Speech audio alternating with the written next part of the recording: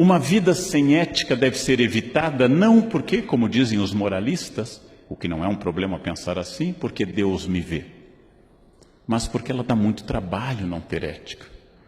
Eu tenho um amigo que trai a esposa e me disse que ele tem que ter um cuidado com o WhatsApp, porque aquilo vai para a nuvem chove em algum lugar e tem que apagar, e dá memória RAM, e dá memória, tem que ter um domínio de hacker para poder eliminar, porque uma mensagem no WhatsApp é que nem herpes, ela volta, você não sabe, ela reaparece. Este mesmo amigo me disse que quando vai a motel, leva mexerica, porque tem o cheiro do sabonete do motel, tem outro, então a mexerica tira tudo. Então ele tem que comprar a mexerica antes de ir para o motel. E eu fiz a seguinte pergunta: não dá mais fácil ser fiel do que comprar mexerica, ficar mexendo no WhatsApp? Não? Ou casar com a amante, que é para acabar com o sexo, que a única coisa que acaba com o sexo é o casamento. Então, a vida sem ética, gente, ela dá muito trabalho. É preciso ter uma memória enorme. Quando um guarda me para no trânsito, que é escasso, porque disse um aluno meu que eles só param gente jovem, mas quando um guarda me para no trânsito, eu desço tranquilo, os documentos estão em ordem. Inclusive eu guardei o extintor de incêndio, vá que ele volte. Eu tenho ainda o meu kit de primeiros socorros, nunca sei quando ele vai voltar. Eu desço tranquilo para ter em contato com o guarda, porque meu carro está em ordem, meus documentos estão em ordem, eu sou obcecado com a data de validade da carteira de motorista e assim por diante. Dá menos trabalho ir ao poupa-tempo da Lapa, que é maravilhoso, no meu caso, que moro na Zona Oeste, dá menos trabalho do que ficar fugindo de blitz e indo para lá. Não, hoje eu escapei. Vai no poupa-tempo e faz a sua carteira, animal. É fácil. Mas as pessoas ficam dando uma coisa enorme, que é aquilo que eu digo para aluno colador: levou horas escrevendo aquela cola, dava para ter estudado. A junção da tradição moral que formou o Ocidente, com a reflexão ética sugerida pela filosofia, que forma o caráter bom ou mau das pessoas, torna aquilo que o Luc Ferry, num livro, chama de vida válida. Bauman, ainda utilizando seu conceito anterior a 1985, chama de ética pós-moderna. Este pequeno livro que a editora Paulus traduziu faz essa reflexão importante. Como ser ético no mundo onde hoje ser ético é igual a ser babaca? Como ser honesto no mundo onde desonestidade leva longe na carreira política?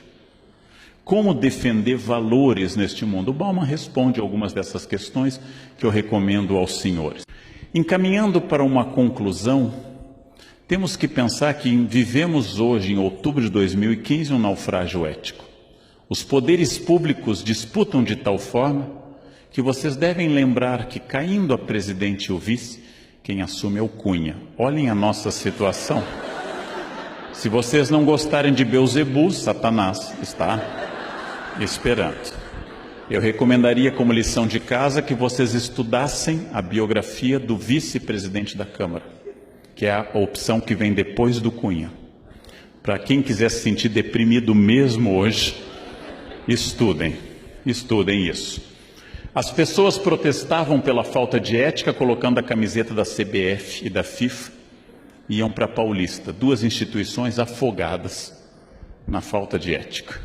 E, finalmente, o mundo empresarial, porque, de forma até positiva, é inédito no Brasil, nós paramos de falar da corrupção passiva, que é a do político, e passamos a tratar da corrupção ativa, que é a do empresário. Isso é muito importante. Começamos a perceber o outro elo, que o indivíduo e a sociedade agora podem ver com clareza essa ambiguidade possível. E lembrando aos senhores o que eu aprendi em Brasília dando essa palestra. Se nós temos hoje denúncias brutais sobre a Petrobras há um mês bateu o recorde de produção de petróleo no Brasil, 2,4 milhões de barris por dia. O que significa isso? Que a maioria da Petrobras é formada de trabalhadores como nós, dando um esforço titânico numas plataformas isoladas do mundo para que nós tenhamos chegado a esse número assombroso de 2,4 milhões de barris por dia. Ou seja, que nós ficamos olhando para as diretorias, esquecemos que aqui nessa sala, em todas as salas, o Brasil continua existindo, porque a maioria dos brasileiros é honesta, paga seus impostos, tenta evitar multas, quando leva a multa, paga suas multas e vive a sua vida em torno de trabalho, família e valores éticos. E isto é uma coisa que nós esquecemos porque nós passamos a confundir o Estado com a sociedade. Nós esquecemos deste detalhe. Sérgio Buarque trabalhou com a ideia de homem cordial, significando que o brasileiro funciona do ponto de vista muito passional ou muito emotivo. E eu vou buscar numa raiz um tema.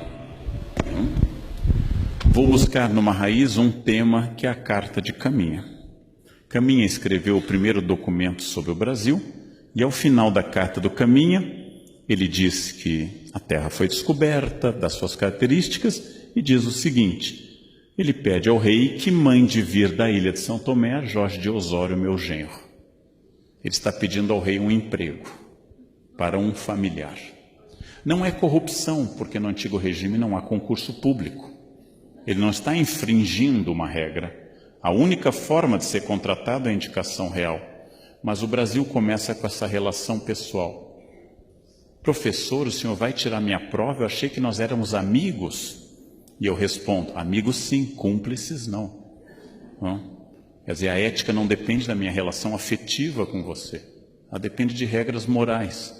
Muitas vezes eu achei que o senhor gostasse de mim, eu gosto de você, mas eu odeio o deslize ético. É uma pergunta comum no Brasil. E para piorar, isto é muito importante nós termos claro. Nós somos o país que manteve por 388 anos, dos nossos 515, a barbárie da escravidão. O que significa? Que, em primeiro lugar, o campo do trabalho foi contaminado pela noção de que trabalho é coisa de escravo. Até hoje, quando se sai para dar aula, alguém canta na sala dos professores, lê, lê, lê, lê, lê, a música da Isaura. Quem não lembra, anota que o tio fala depois disso também.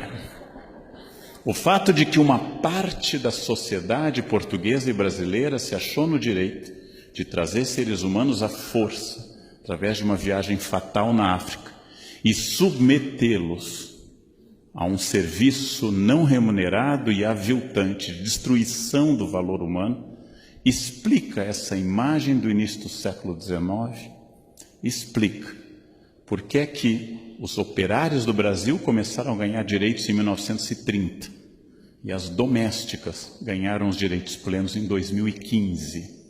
Fundo de garantia foi aprovado este ano. É a sobrevivência da barbárie da escravidão.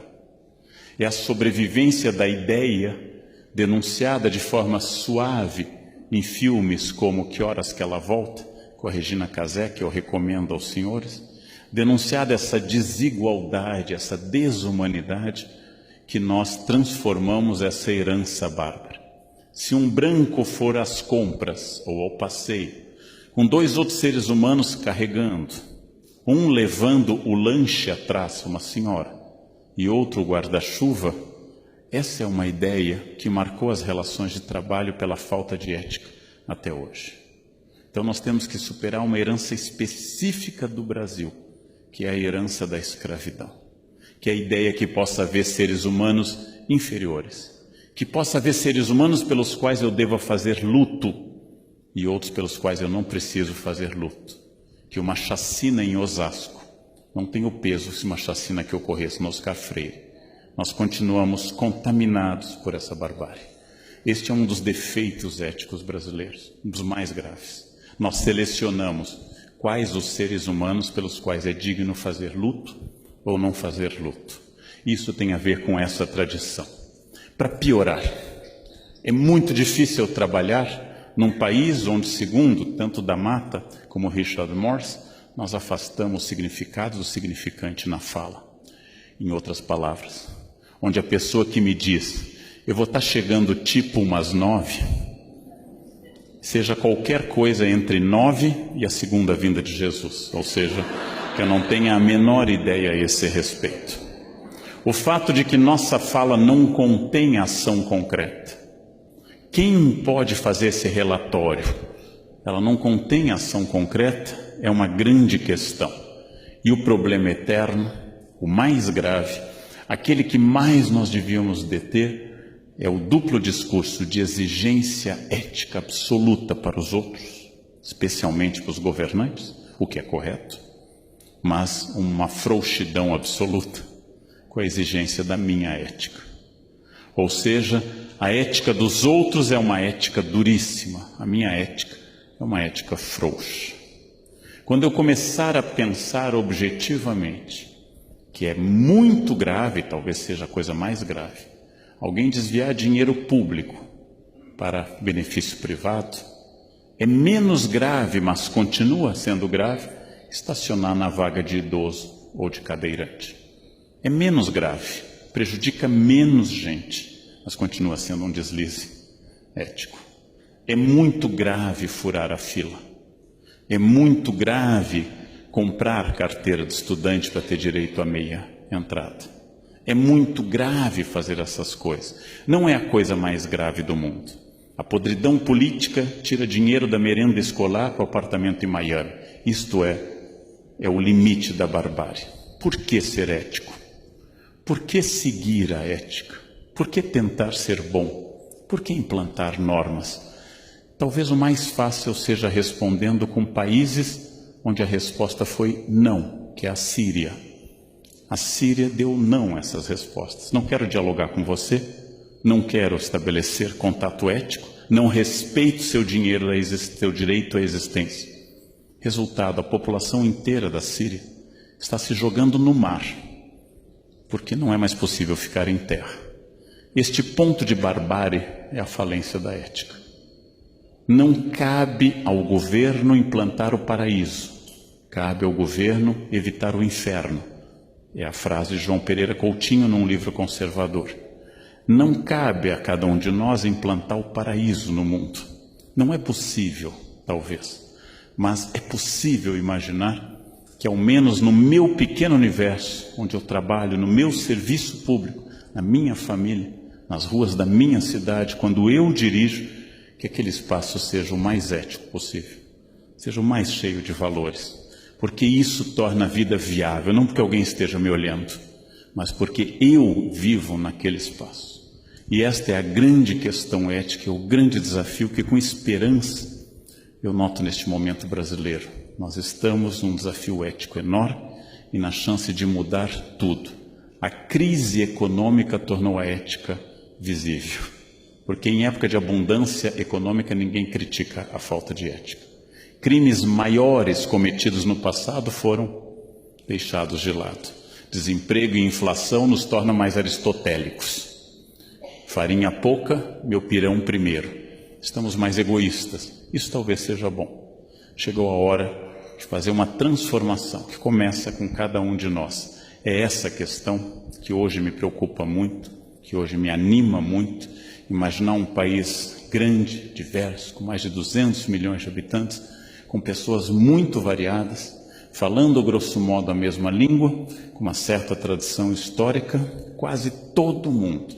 Onde eu dei palestra nos últimos meses, Bahia, Pernambuco, todos os lugares, Brasília, Rio Grande do Sul, Curitiba, em todos os lugares, as pessoas apontando a mesma coisa. Todos querem uma nação mais ética. Todos querem um país mais justo. E nós, talvez, curiosamente, tenhamos dado o primeiro passo nesse sentido. Só que quando eu lanceto o furúnculo, a primeira reação não é agradável. Eu estou colocando décadas de falta de discurso ético para fora. Se isso vai ser uma grande transformação, é uma resposta que está agora, daqui para diante, nas mãos de cada um de nós, eleitores, cidadãos, servidores públicos. Era isso que eu queria dizer neste momento para vocês. Muito obrigado pela atenção. Obrigado.